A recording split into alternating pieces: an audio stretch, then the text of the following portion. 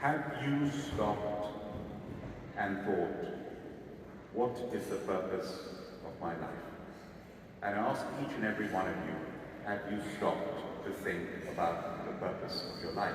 And he said, all this education, and you're becoming an import-export wala.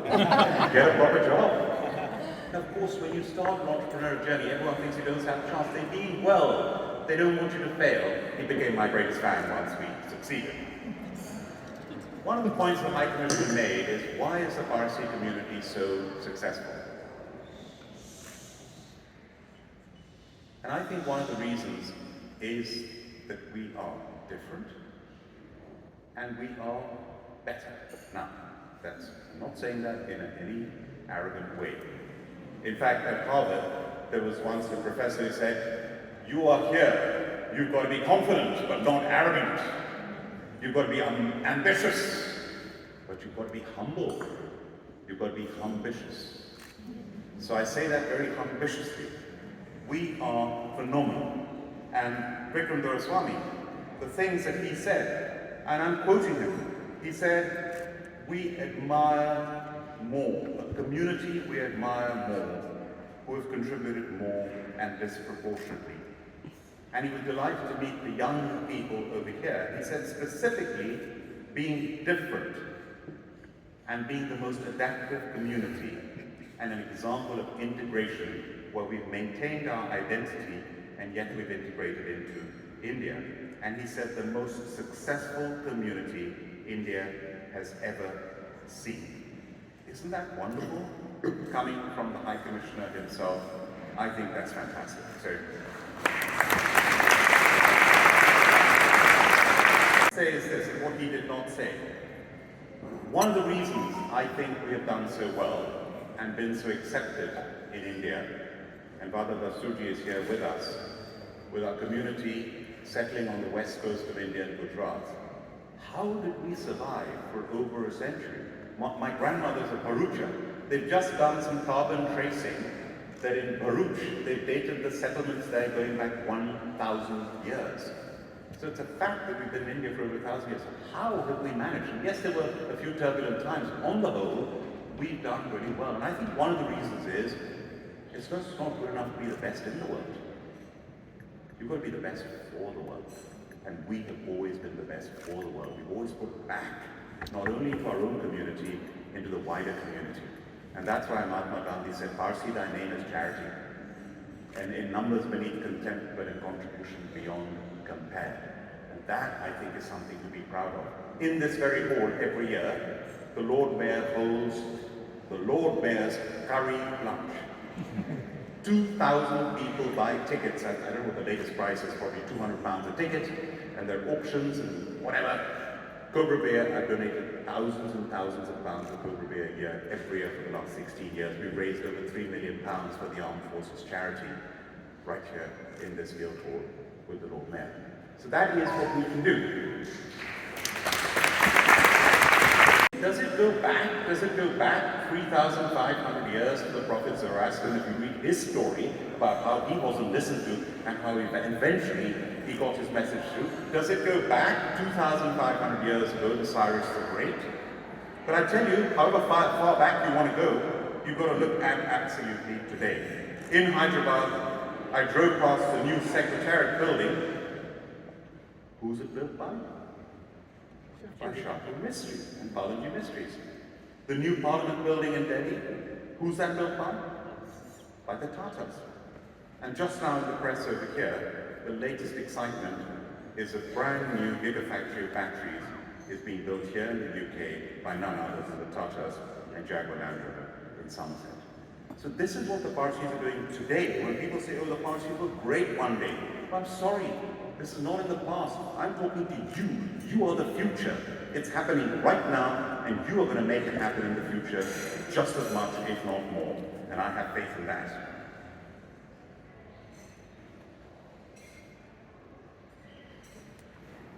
British industry. Those who are from India know the CII, the equivalent over here. It's called the CDI, but India CDI has a different meaning. So it was a real privilege as the first ethnic minority, let alone Indian, let alone Parsi, to be in that position in this country. Do you know, it was great being president during the pandemic and Ukraine crisis, during the worst crisis in the Second World War. But to me, the things when I look back on those 2 years that I was proudest of was, again, does it go back to what's in our DNA? That I was able to help India when India had that second wave of COVID. Do you remember that, when India ran out of oxygen? And we were able to help. We set up a war room in the High Commission to be able to help India in its time of crisis, with British Oxygen, various companies helping out, donating hundreds of millions of pounds worth of product and help, and the National Health Service and even the armed forces. That made me proud. When Britain ran out of vaccines, the vaccine minister called me up and he said, I believe Cyrus Poonawalla is your friend. We need 10 million doses urgently. He said, I'll wake up any time if you can get Cyrus to call me.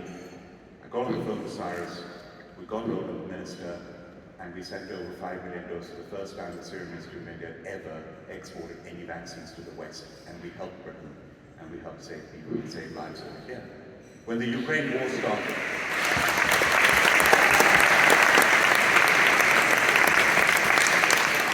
in 2 days, we were in touch with the Ukrainian ambassador, and we've helped Ukraine on a humanitarian basis, whether it's medical kits, ration kits, food supplies, helping save lives.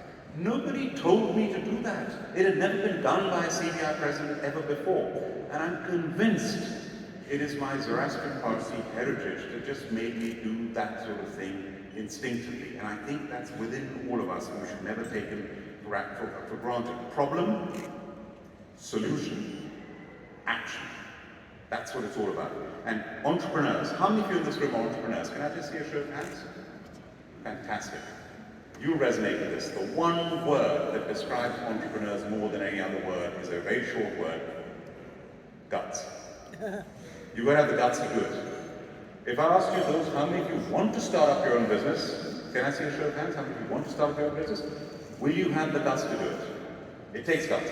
More importantly, it takes guts to stick with it when others would give up. And I've nearly lost my business 3 times, so I know exactly what that's about. As we speak, I'm paying back creditors from 14 years ago because it's the right thing to do. It is better to fail doing the right thing than to succeed doing the wrong thing. And that's the guts that you need.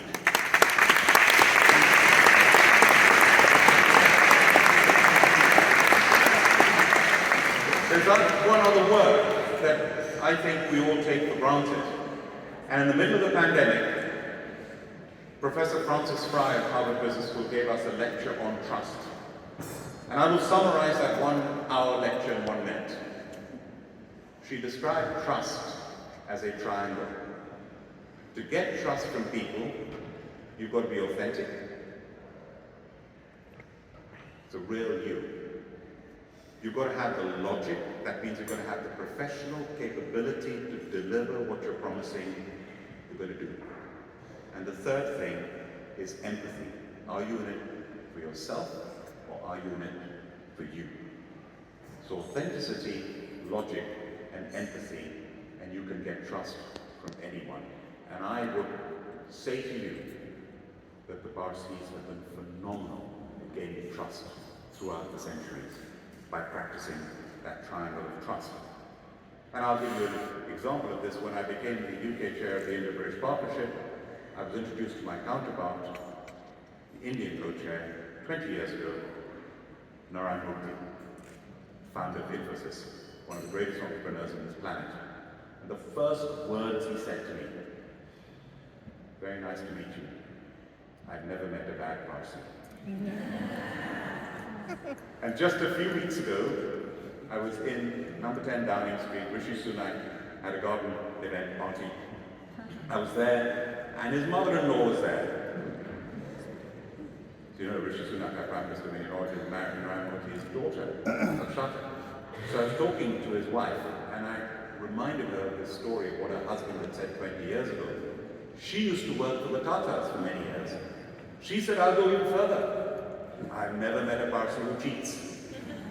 So this is the reputation that we have. This is a reputation that is phenomenal. Rishi Sunak has said that the Asian values, it's of hard work, an importance of education, and family values. Important of education. I'm Chancellor of the University of Birmingham. I'm very proud of that. Most of us are very well educated here, never take it for granted. Family values. Malcolm Debu, our president of ZTFE, is not here this evening with us. He sent me a message this morning when I landed from India because he's looking after his mother. That is family values personified, and I think we give Malcolm a huge round of applause. When it comes to hard work, the best advice I was given by my father when I started working was he said, son, I was about to start working with EY to do my chartered accountancy, my first proper job, and I said, Dad, give me some advice, please, for work. I need some advice. He said, come and see me in my office.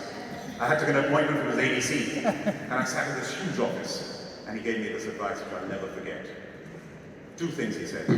He said, you're going to England, you may live in England, you may live somewhere else in the world, you may come back to India. Wherever you live in the world, integrate to the best of your ability in the community in which you're living, but never forget your roots. And I'm so proud to be British. I'm so proud to be an Asian in Britain. I'm so proud to be Indian. And I'm so proud to be a Zoroastrian Parsi.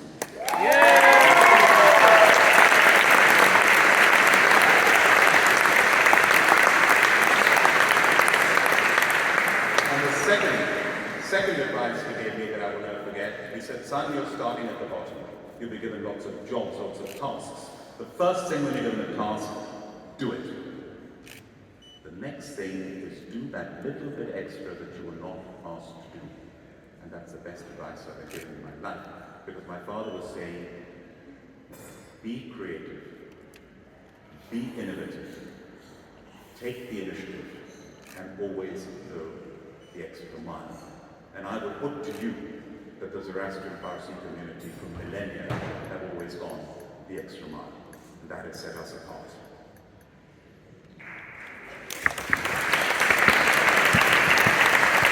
With what is the most important thing of all, I think Rusi was there, Dora was there, when the Archbishop of Canterbury, Rowan Williams, came to visit us in Zoroastrian Seminary. It was a big occasion. First time an Archbishop of Canterbury had ever come to visit us.